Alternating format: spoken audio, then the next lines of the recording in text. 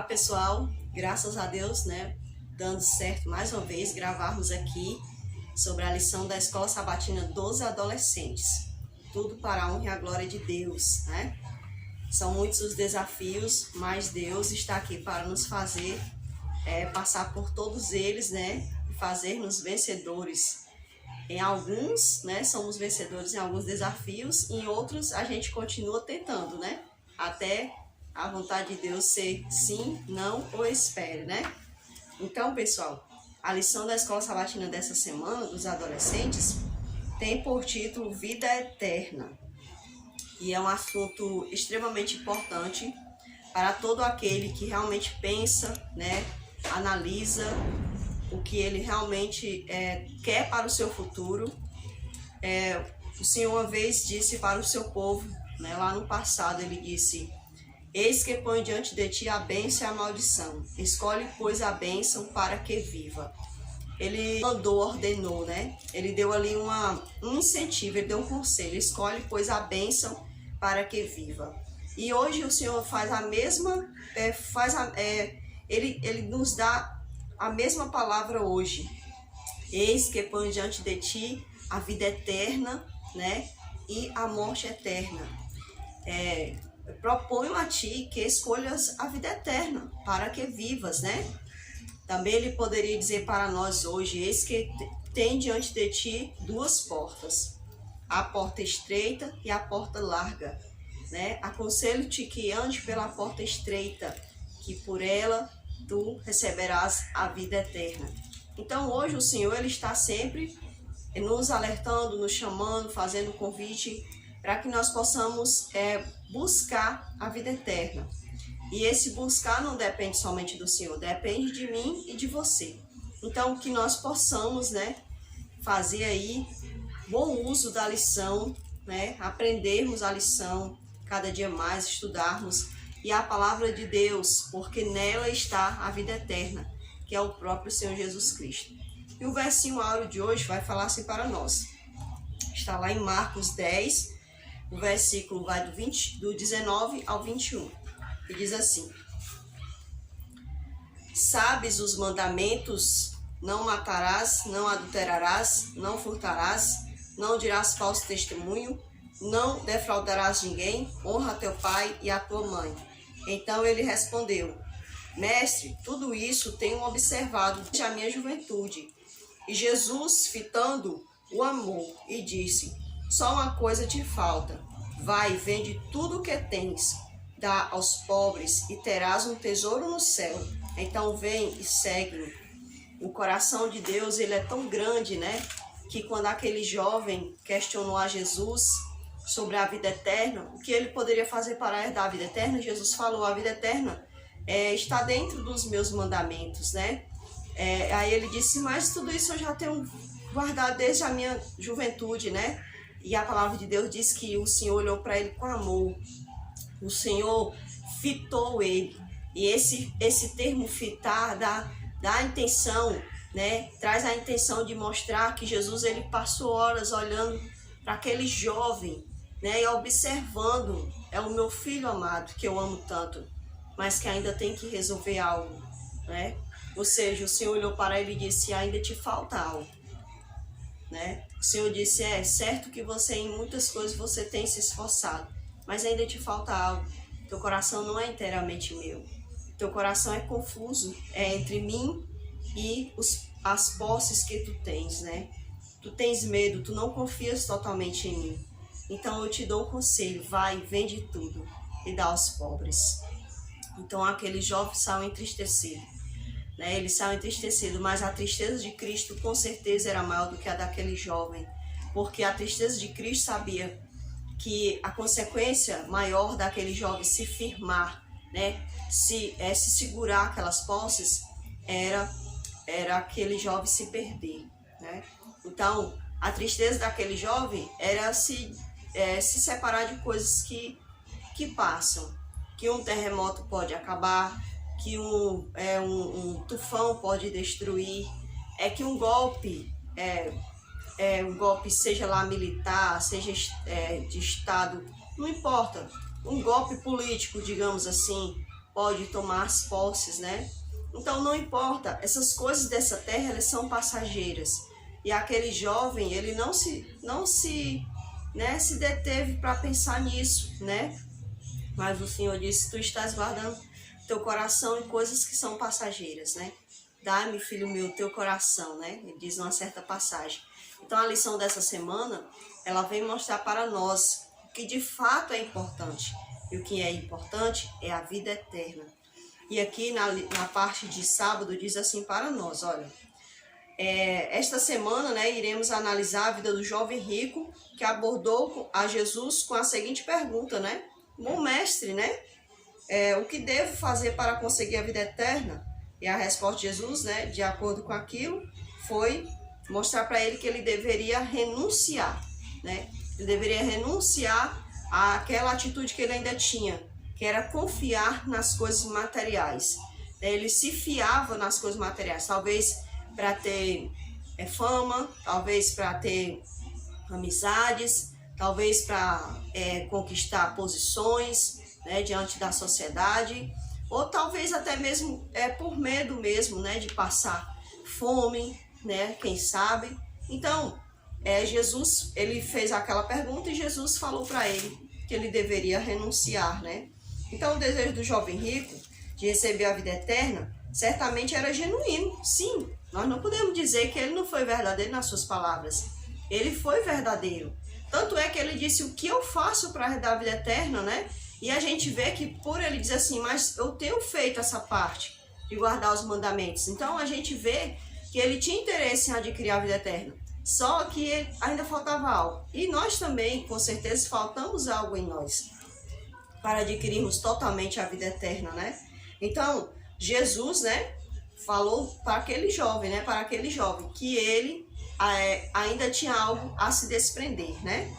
A outra história que nós também vamos estudar dentro da lição, né, é de um mestre da lei que procurou Jesus para fazer a mesma pergunta do jovem rico, né?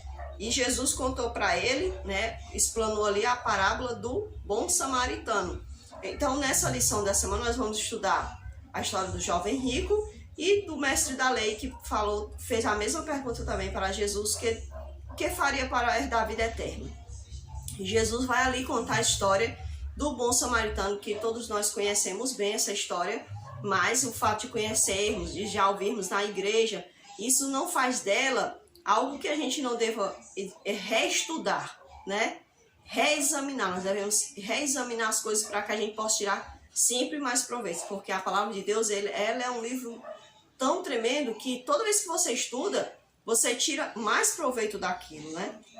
Então, aqui fala para nós que Jesus trouxe à tona o preconceito dentro da parábola do samaritano, porque Jesus usou o samaritano, né, como exemplo para expor o preconceito que os judeus tinham em relação aos samaritanos, por eles não aceitarem a religião judaica, né, os ensinamentos judaicos, por eles serem pessoas de outra nação, né? Então havia todo um preconceito e Jesus quis abordar aquela preconcepção, né, que não foi quebrada pelos judeus, né, em relação aos samaritanos. Então, apesar de a Bíblia não revelar a decisão do mestre da lei, tanto ele como o jovem rico tiveram a oportunidade de descobrir o que lhe era mais importante. Então, o fato de a Bíblia não trazer o que eles decidiram, se um deixou as coisas, se o outro deixou seu preconceito, né? Isso não importa, né? O que importa é que eles ficaram com essa palavra e só Deus é que sabe o coração deles naquele tempo, né? Naquela situação. E nós hoje, o que importa para nós hoje é o que nós vamos fazer diante do que o Senhor nos mostra através desses ensinamentos da sua palavra. Então, na parte de domingo, vai falar assim para nós, olha, lá em Lucas 10, 25 ao 37 e Marcos 10, do 17 ao 23, conta a história dos dois homens, né, que desejaram saber de Jesus o que tinham que fazer para conseguir a vida eterna. Então, a gente vai perceber que existem semelhanças entre as duas histórias. Quais eram as semelhanças? Ambos queriam saber o que eles iriam fazer para herdar a vida eterna, né? O que mais lhes faltava para herdar a vida eterna, né? Essas eram as semelhanças, né? As diferenças entre os dois um era apegado às riquezas e o outro era apegado às preconcepções, né? Ele tinha uma preconcepção e não ia a fundo saber se aquela preconcepção dele estava correta ou se não estava correta. Então a diferença deles era isso, né? Os dois não eram a questão da riqueza, os dois não eram a questão de preconceito, mas eram diferentes nesses pontos. Porque você acha que Jesus, antes de mais nada, direcionou a ambos, né, a se voltarem à lei? Você vê que em ambos os casos, Jesus Cristo mostrou, falou logo sobre a lei, apontou logo a lei. Por que será que Jesus falou isso?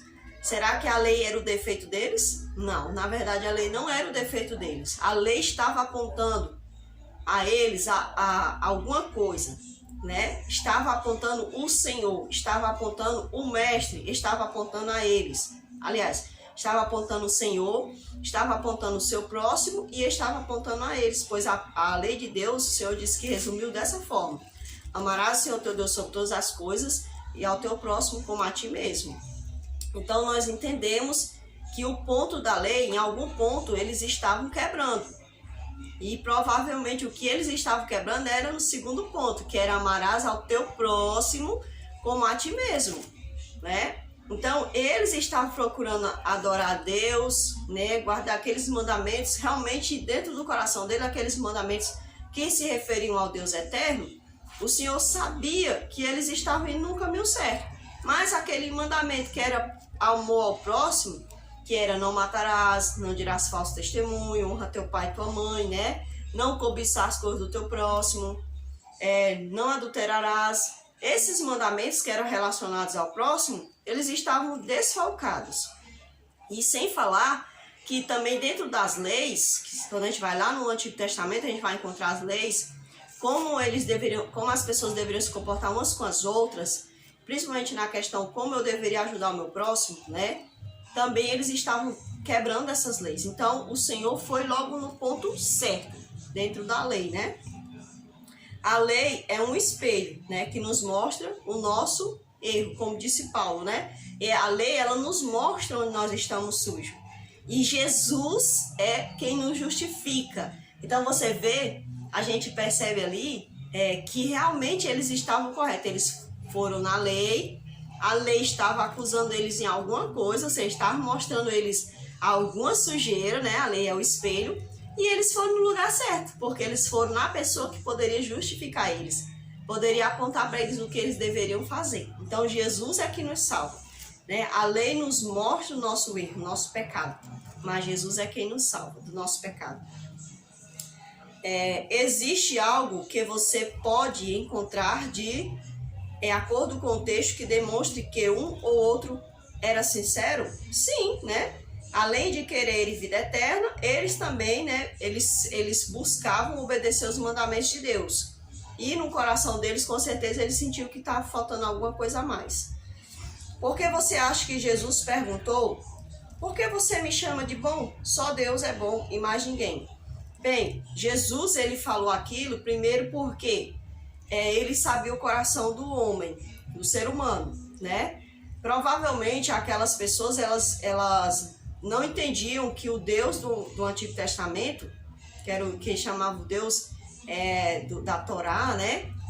Dos profetas, parecia ser um Deus tirano. E eles estavam vendo o próprio Deus ali na frente deles. E ele era um Deus bom. Mas, claro, eles não reconheceram Jesus como Deus. Eles reconheceram Jesus como um bom mestre da lei, né? Uma pessoa que fazia milagres, que se dava bem com as pessoas. Então, eles viram ali uma bondade de Jesus. Mas, na verdade, o ser humano não é bom. Então, eles não podiam chamar o ser humano de bom. Por isso, Jesus disse, só há um que é bom, que é Deus. Então, não confunda o homem, que vocês estão vendo que Jesus estava aparentemente um ser humano, né? Ele estava ali na forma humana, em sua forma humana falando. Então, Jesus estava mostrando para eles que nenhum ser humano era bom, mas só um era bom. Era o Deus eterno, o Pai.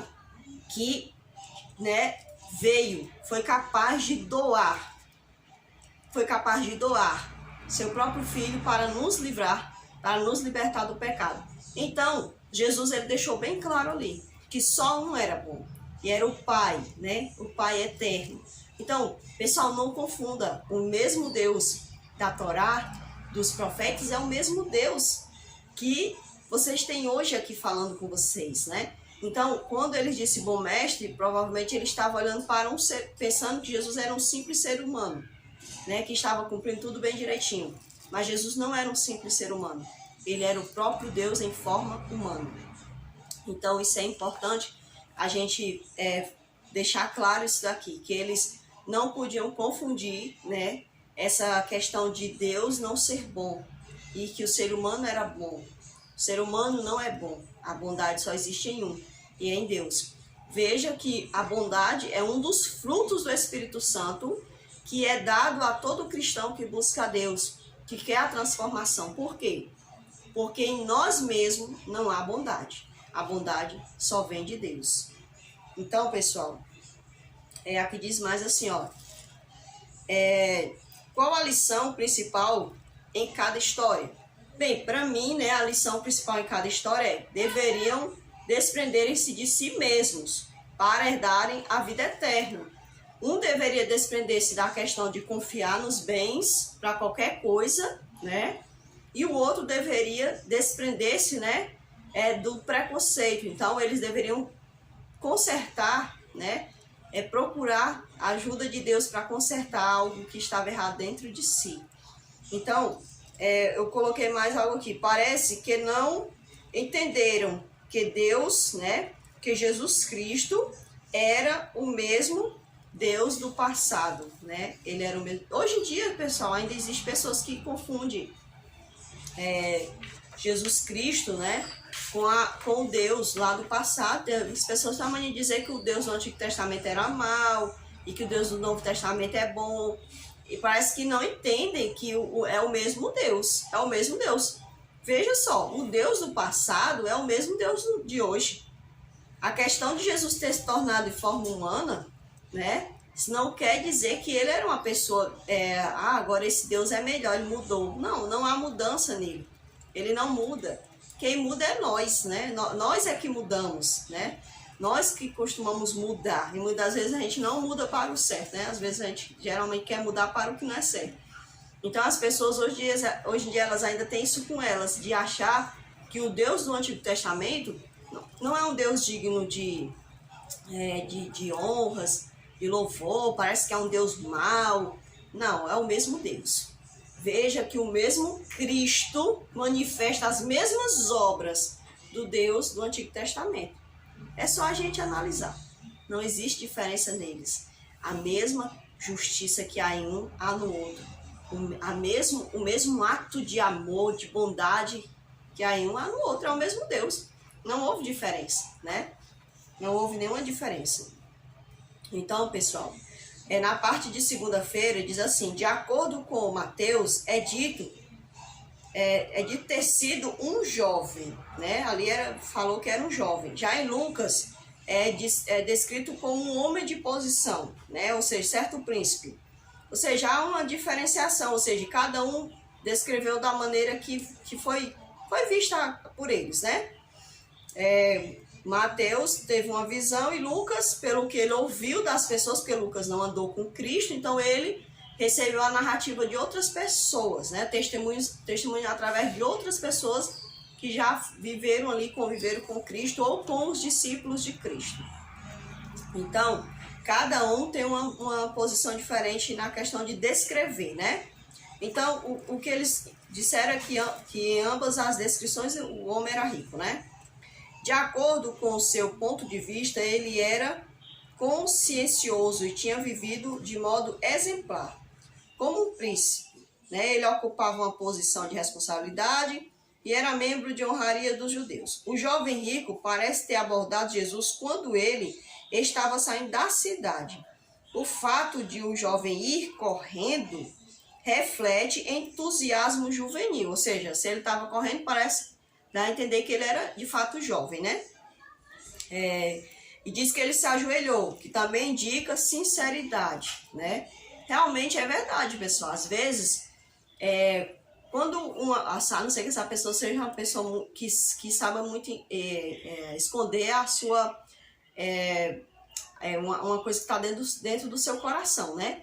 Porque, por exemplo, uma vez uma pessoa me abraçou e eu senti como se ela não estivesse me abraçando.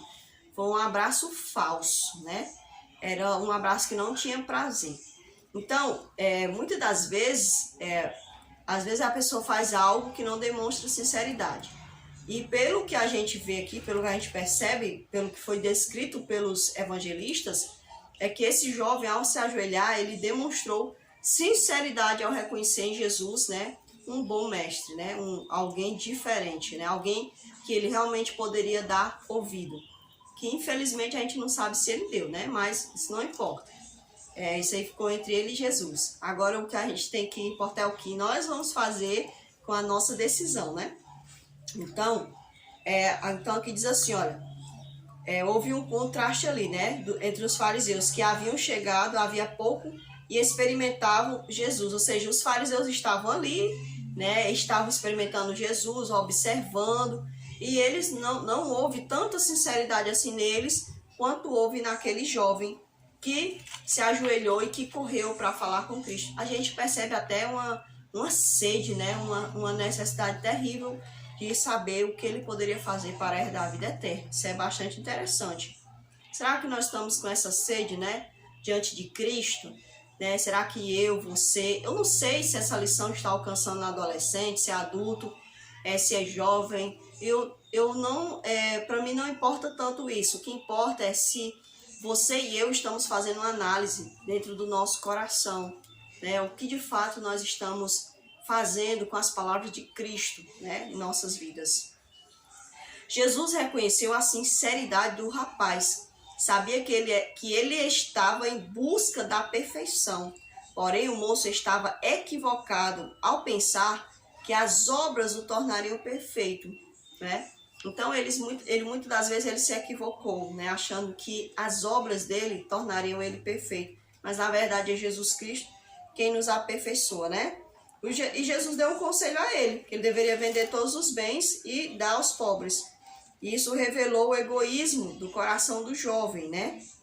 O jovem, ele não conseguia abrir mão dos seus bens, né? E isso, para ele, era algo muito precioso. E olhando a história do lado de fora, fica fácil criticar o jovem, né? E vamos agora fazer uma análise de nós, né? O que será que nós também temos que ainda tem que ser consertado, né? O que será que nós também temos que precisa ser desprendido, né? Ser lançado de lado por amor a Jesus, né? Então, assim, a gente tem que parar para pensar quais têm sido os nossos planos que a gente tem colocado adiante de Cristo, né?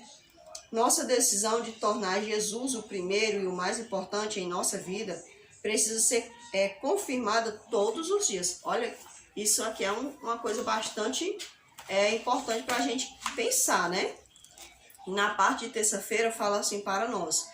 Os judeus consideravam os samaritanos e os pagãos como estrangeiros e inimigos, né? Então, eles aquela besteirinha, né? Negócio de briga, né? E tudo mais, né? Então, havia sempre essa rixa ali entre eles. E talvez isso até impedia de mostrar aos samaritanos o Deus verdadeiro, né? O Deus de amor. Porque eles viam, não passavam nem perto. Não passavam bem por longe. Você vê que na parábola do bom samaritano, eles viram o cara lá, o homem caído, e eles passaram bem por longe, né? Para nem encostar, né? Então, às vezes, olha, uma vez, né? Eu conheci uma pessoa que ele era usuário de droga, né? E aí, essa pessoa, uma vez ela me parou, eu vinha da casa de uma irmã e ele me parou, ele estava num bar, né? Aí ele me parou e quando eu olhei nos olhos dele, né, eu era jovem, né, nessa época. Eu tava ali com uns 20 e poucos anos de idade, né? E aí, quando ele me parou, eu fiquei assustada, né? Eu fiquei com ele que os olhos dele estavam tão vermelhos, né? Parece que ele tinha usado droga, né? Aí desde que ele parou para me avisar algo, parece que foi sobre a chave, não sei, né? Alguma coisa sobre a minha mãe, ou alguém que tinha procurado a minha mãe, eu não me lembro muito bem. Só sei que quando eu olhei nos olhos dele, eu fiquei assim pensando, meu Deus, que vida triste, Senhor. Ajuda esses jovens, Senhor Deus. Aquele medo que eu tive, né? Aquele susto que eu tomei, começou a se transformar num coração constrangido, sabe? E eu fiquei assim tão triste. A gente tem que ficar triste pelas pessoas viverem nessa vida. A gente não tem que ter preconceito com elas, a gente tem que ter amor. A gente tem que ser sensível, orar por essas pessoas, pedir a Deus estratégias, né, para saber como conquistar essas vidas, porque é algo triste, gente. Deus não quer que as pessoas vivam nessa vida de escravidão, né? E eu vi até o pastor falando, o pastor Elias Domi falando com o pastor Flávio Amaral, que ele o pastor Flávio Amaral, né, eu assisto vários vídeos dele e até acho bastante interessante o trabalho dele, né, com algumas pessoas que vivem no caminho da homossexualidade, né?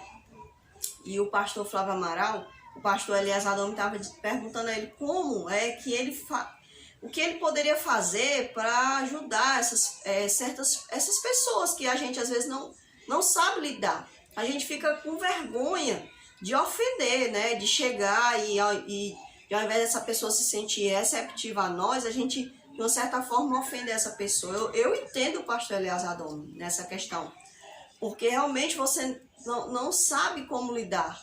E eu até estava, naquele momento, eu estava pensando, realmente, Senhor, me ajuda meus irmãos, as pessoas que querem trabalhar resgatando vidas, Senhor, nos ajuda a termos a estratégia perfeita, Senhor. Por favor, meu Deus, a gente precisa realmente pedir a Deus estratégia para tirar pessoas do mundo das trevas, né?